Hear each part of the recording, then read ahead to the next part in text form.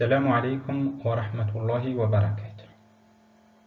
Ce qui concerne cette vidéo est dirigé pour les élèves de la deuxième année baccalauréat sciences expérimentales, filière SVT et PC, pour l'unité 1 qui concerne la consommation de la matière organique et fluide d'énergie. On commence par un rappel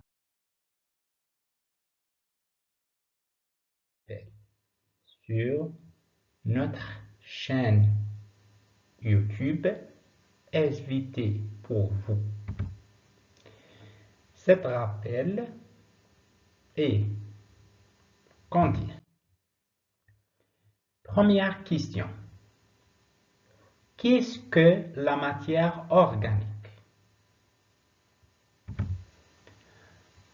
La matière organique est une caractéristique des êtres vivants, c'est-à-dire ne se trouve pas dans les êtres non vivants.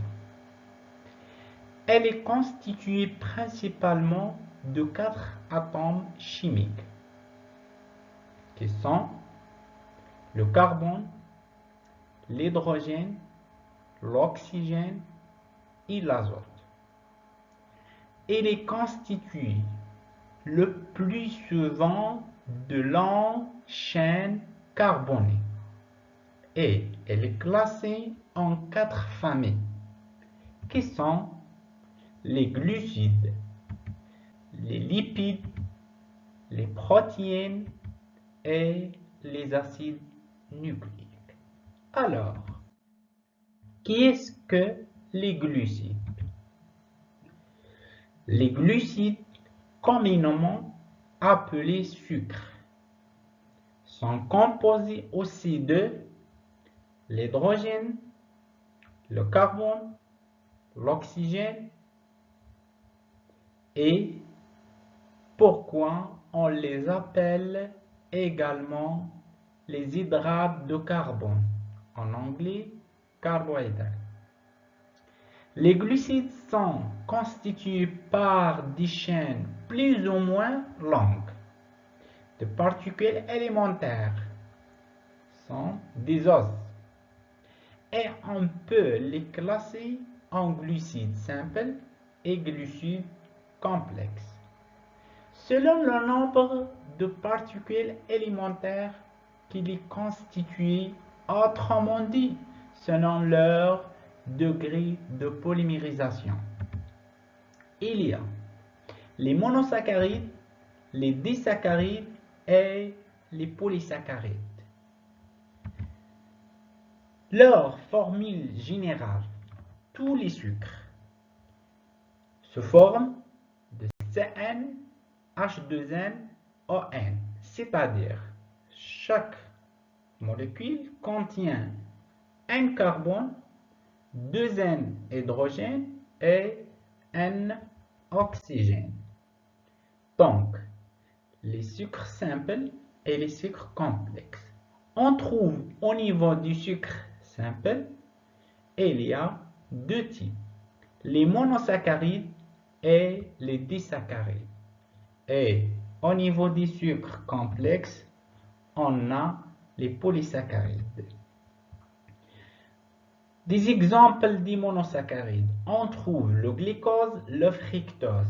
Et un exemple d'une formule développée du glucose. Et l'exemple des saccharides, on a saccharose, qui est le sucre de table, sucre maïd, lactose, maltose.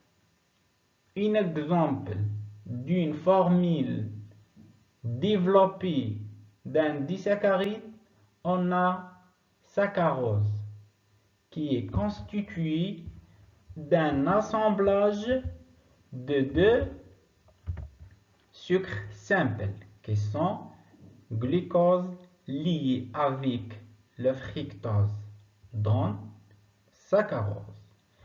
Pour un sucre complexe, c'est-à-dire polysaccharide, on trouve l'amidon, glycogène, cellulose.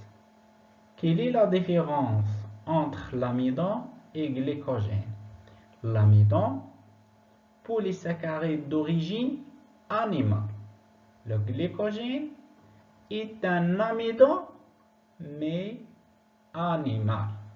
C'est-à-dire l'amidon, cette nomination désigne polysaccharide d'origine végétale.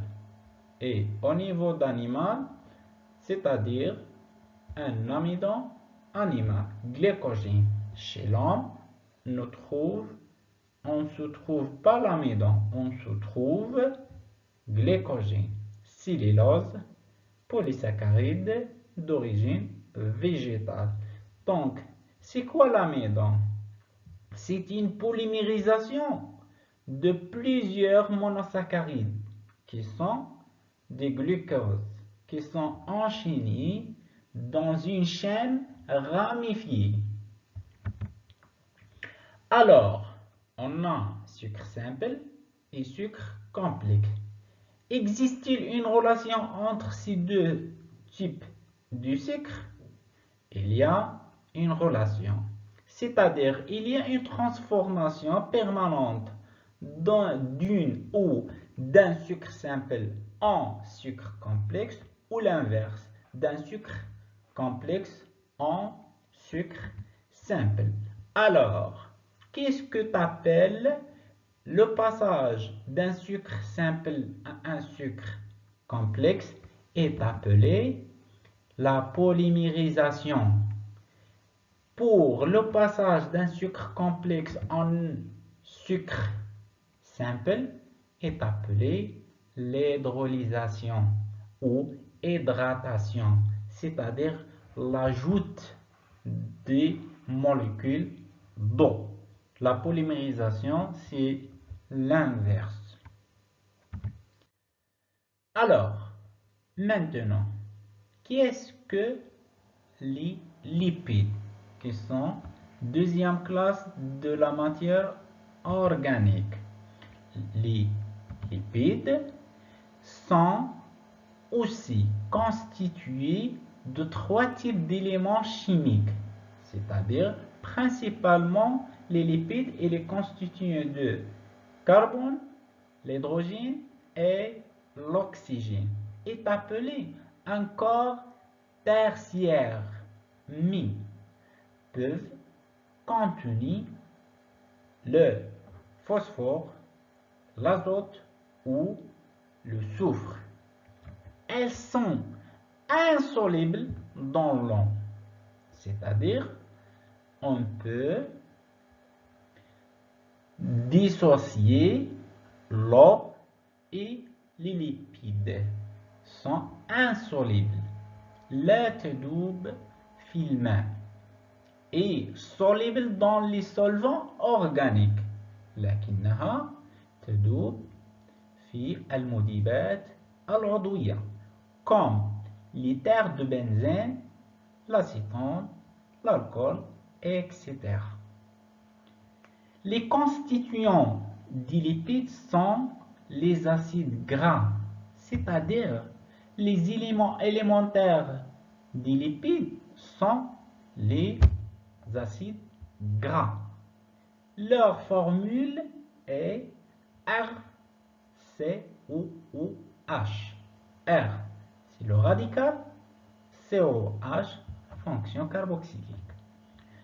Souvent estérifié par les alcools.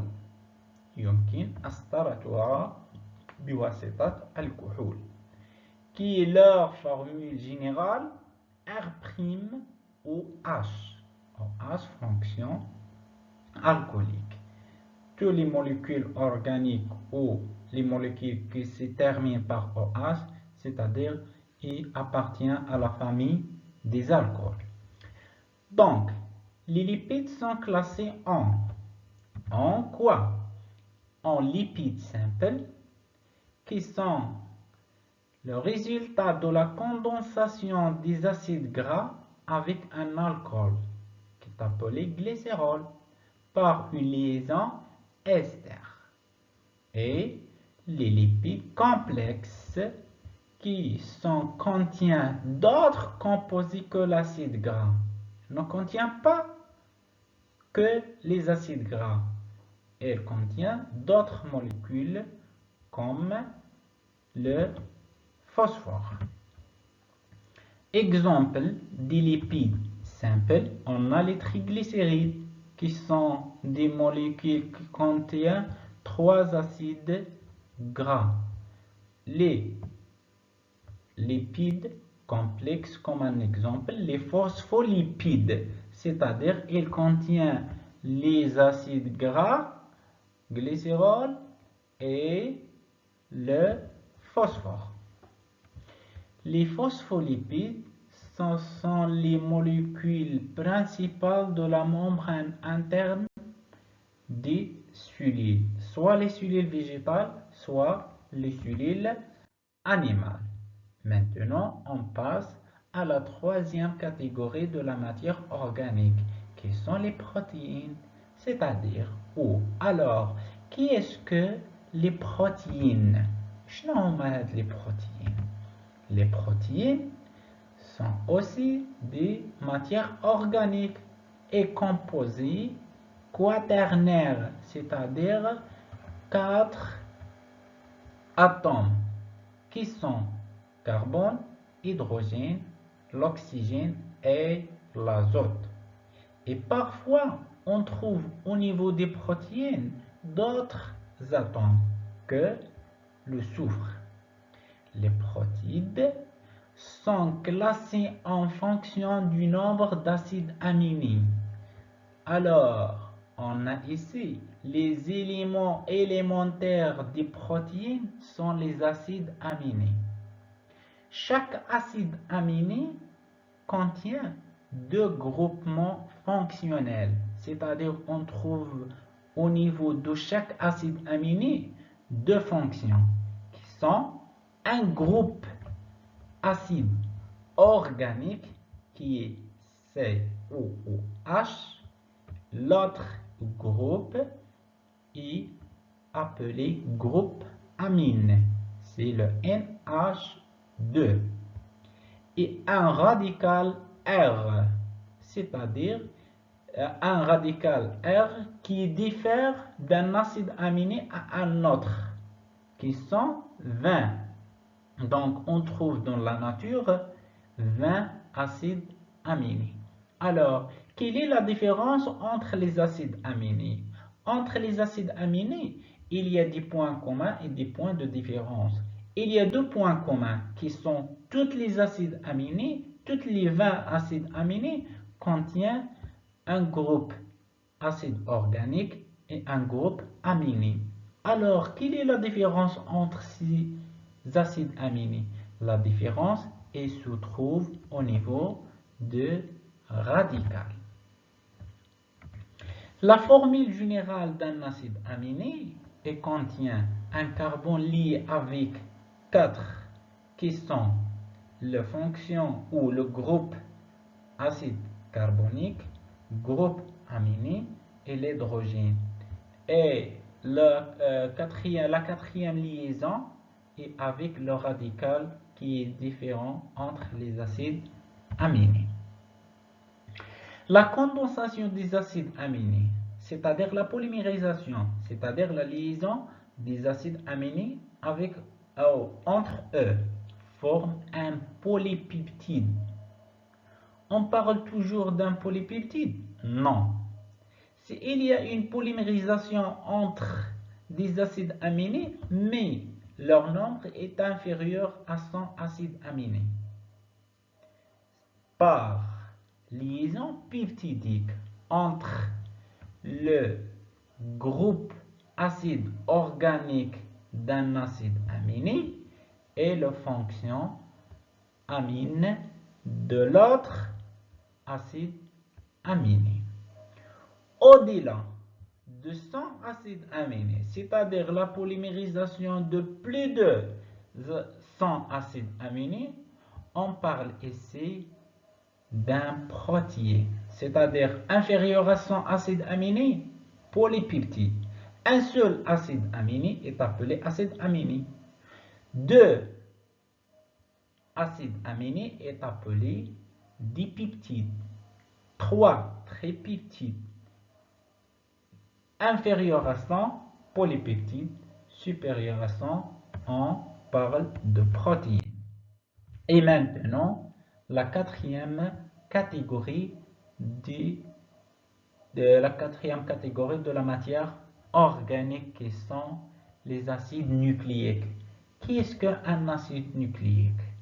Les acides nucléiques qui sont deux types, qui sont l'acide désoxyribonucléique, qui est appelé, ou leurs abréviations est l'ADN, et l'acide ribonucléique, l'ARN.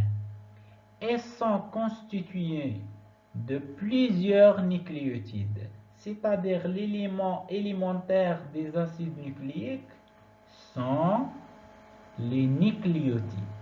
Chaque nucléotide est composé de 4 bases azotées, c'est-à-dire il y a 4 bases azotées différentes. On trouve une base azotée avec l'acide phosphorique et un sucre à 5 carbone constitué le nucléotide, qui sont de désoxyribose pour l'ADN, سكر خماسي ناقص الأكسجين بالنسبة للADN, et le ribose سكر خماسي pour l'ARN. C'est-à-dire au niveau de l'ARN, on trouve un sucre à 5 carbone, mais toutes les oxygènes, 5 oxygènes au niveau de l'ARN, mais au niveau de l'ADN, ce sucre contient seulement 4 oxygènes. Normalement 5 carbone, 10 hydrogènes, mais 4 oxygènes seulement. C'est pour cette raison on dit désoxyribose. On a ici la formule ou la structure de l'ADN. On observe l'ADN est une molécule qui contient ou est appelée bicaténaire. Pour le raison, elle contient 2 hélices, double hélice.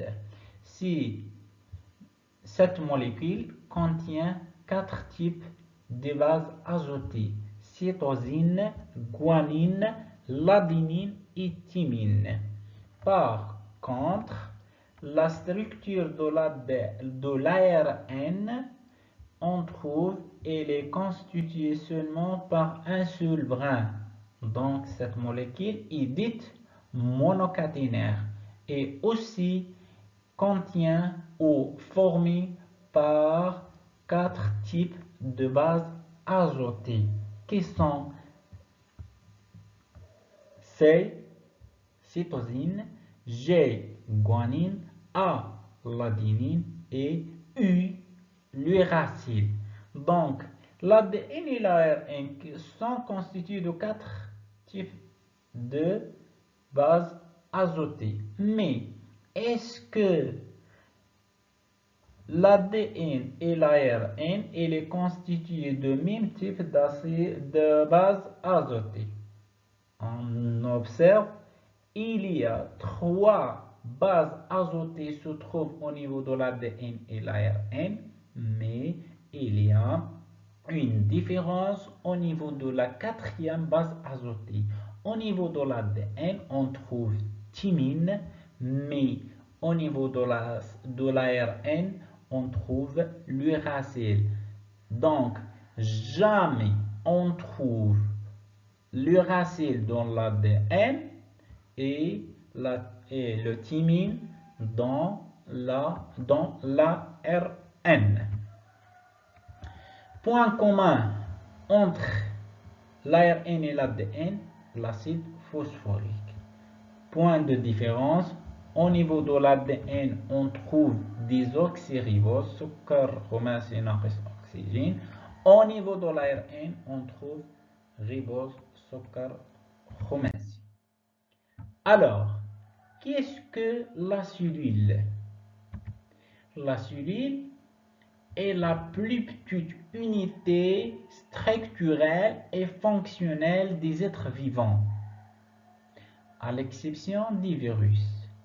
Tous les organismes vivants sont composés de cellules, c'est-à-dire cellules et cellules et cellules et cellules va donner un être vivant. L'organisme humain contient deux types de cellules, c'est-à-dire au niveau du corps de l'homme, on trouve deux types de cellules. Il y a des cellules dites cellules sexuelles et des cellules dites asexuelles. Quelle est la différence entre ces deux types de cellules? Les cellules sexuelles, ce sont des cellules haploïdes. Les cellules asexuelles sont diploïdes. Donc, on dit la cellule, c'est l'unité structurelle, c'est-à-dire une cellule au niveau des organismes végétaux et animaux. Cellule avec une cellule, c'est-à-dire plusieurs cellules, est appelée tissu. Tissu avec tissu va donner un organisme, et les organismes vont donner des systèmes ou des appareils. L'ensemble de ces appareils ou des systèmes va donner un organisme, c'est-à-dire un être vivant. Comme exemple d'une cellule végétale et d'une cellule animale, on trouve une cellule chlorophyllienne végétale et une cellule musculaire cardiaque, c'est-à-dire une cellule au niveau des muscles cardiaques. Un tissu végétal comme tissu chlorophylien et au niveau animal, tissu cardiaque, l'organisme, un organe, feuille, tige, racine, au niveau animal, le cœur, les poumons, aussi les reins, ce sont des organes. Un organisme végétal, on trouve une plante verte, par exemple, géranium, et un organisme animal, on trouve les mammifères, par exemple, les rongeurs. Alors, on a l'énergie dans la cellule. L'énergie dans la cellule, c'est quoi? C'est la capacité de produire des actions. Il existe différents types ou formes d'énergie dans la cellule. Mais est-ce que tous les types des énergies au niveau de la cellule sont utilisables? Premier type, c'est l'énergie chimique. Qu'est-ce que c'est l'énergie chimique? Elle est contenue dans les molécules complexes. Deuxième type, c'est l'énergie mécanique qui est utilisée lors du mouvement des cellules. Il y a des cellules qui servent contractées ou relâchées. Troisième type, c'est l'énergie calorique. Il y a au dégagement de la chaleur lors des réactions chimiques. Il y a des réactions consommatrices de l'énergie, c'est-à-dire il n'y a pas d'un dégagement de chaleur. Alors, il existe une molécule qui est responsable, qui représente la forme d'énergie utilisable. On a dit précédemment, les énergies n'est pas utilisable totalement. Il y a un type d'énergie qui est utilisable par la cellule. C'est l'ATP, adénosine triphosphate, est une molécule riche en énergie chimique et qui sert à emmagasiner et à transporter de l'énergie et qui est composée d'une base azotée qui est l'adénine, reliée à un sucre 5 carbone qui est appelé le ribose, qui est relié lui-même à 3 phosphates. L'énergie contenue dans cette molécule est principalement due à la force de ces liaisons entre les phosphores. Où se trouve l'énergie dans cette molécule d'ATP? L'énergie, elle est emmagasinée au niveau des liaisons entre les phosphates. Voilà la structure d'ATP. Cette ATP, elle contient une base azotée adénine qui est liée avec le sucre qui est ribose. Ce sucre est aussi lié avec 3 phosphates. Le travail de la cellule va correspondre à la production permanente d'énergie qui va rendre possible les réactions consommatrices de l'énergie. Alors, pour libérer l'énergie, cette ATP va transformer en ADP, c'est-à-dire il y a l'ajout d'eau, c'est-à-dire il y a l'hydrolyse de l'ATP qui va donner une ADP qui s'appelle adénosine diphosphate plus un phosphate inorganique et une énergie qui est utilisée par la cellule. S'il n'y a pas d'ATP, il y a une possibilité de libérer l'énergie à partir de l'ADP, c'est-à-dire l'hydrolyse de l'ADP qui va donner l'AMP, adénosine monophosphate, c'est-à-dire il contient un seul phosphate plus phosphate inorganique et énergie. Alors, cette énergie chimique, elle circule dans l'écosystème. Au niveau des êtres vivants, on trouve 3 classes: des producteurs, des consommateurs et des décomposants. Qu'est-ce que c'est les producteurs? Les producteurs qui sont des végétaux chlorophylliens, c'est-à-dire les cellules contiennent la chlorophylle, et dites autotrophes. Pourquoi on dit les végétaux chlorophylliens autotrophes? Car elles sont capables de produire leur propre matière organique. Comment? Elles utilisent l'énergie lumineuse pour synthétiser la matière organique.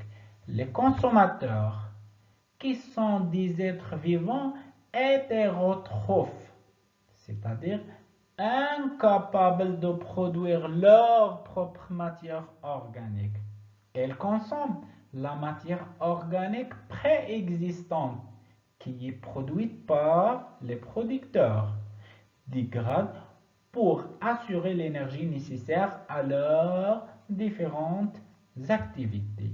Troisième type des êtres vivants, qui sont les décomposeurs, qui sont des champignons, des bactéries, etc. Elles dégradent la matière organique morte, n'est pas la matière organique vivante, la matière organique morte, de tous les liens de la chaîne alimentaire et restituer au milieu les éléments minéraux, c'est-à-dire les producteurs. Elle assure la transformation de la matière minérale en matière organique. Par contre, les décomposeurs, elles assurent la transformation de la matière organique morte en matière minérale pour enrichir le milieu par les éléments minéraux.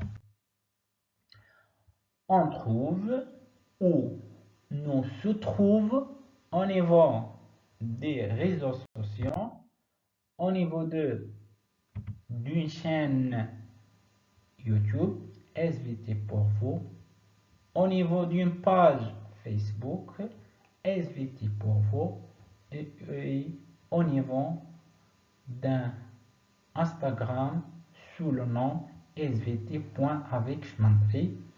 Pour plus d'informations, contactez-nous au niveau de WhatsApp 07 00 74 78 30